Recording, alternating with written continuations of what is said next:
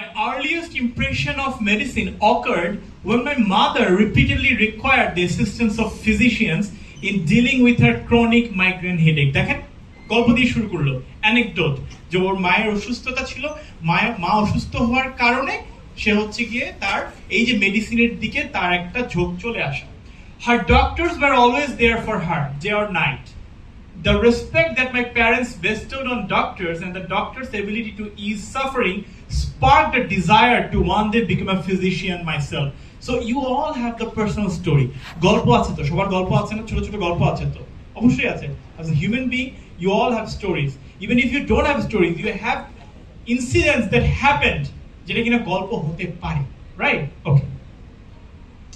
This was an ambitious goal for someone coming from a family in which no one had obtained a professional degree. একটু বলে দিল, দেখেন জিজ্ঞেস করছেন যে আপনারা আন্ডার প্রিভিলেজ বা ডিসঅ্যাডভান্টেজ, উনি এই লাইনে কিন্তু পড়ে বোঝা গেল সে ডিসঅ্যাডভান্টেজ, যে এটা আমার জন্য একটা অ্যাম্বিশিয়াস প্রজেক্ট, কারণ আমার ফ্যামিলিতে এর আগে কেউ কোনো প্রফেশনাল ডিগ্রি নেয় নাই। So he is the one. অস্ট্রেলিয়ার ইয়েতে মার্ডক বিশ্ববিদ্যালয়ে একজন স্টুডেন্ট চান্স পেল, বাংলাদেশের ফিমেল স্টুডেন্ট, অ্যান্ড রাতারাতি এটা খুব সারা পড়ে গেল। এটা হচ্ছে 2013-14 দিকে। কারণ স্টুডেন্ট ছিল হচ্ছে ইন্ডিজিনাস, দ্যাট ইজ আমাদের যা আদিবাসী যারা আছেন তারা, এবং রাঙামাটির একদম গহীন থেকে সেই মেয়েটা মার্ডকে চান্স পেল সাস্টেনেবল ডেভেলপমেন্টের উপর মাস্টার্স করার জন্য, এবং সে অলরেডি মাস্টার্স করে সে ওখানে সেটেল হয়েছে।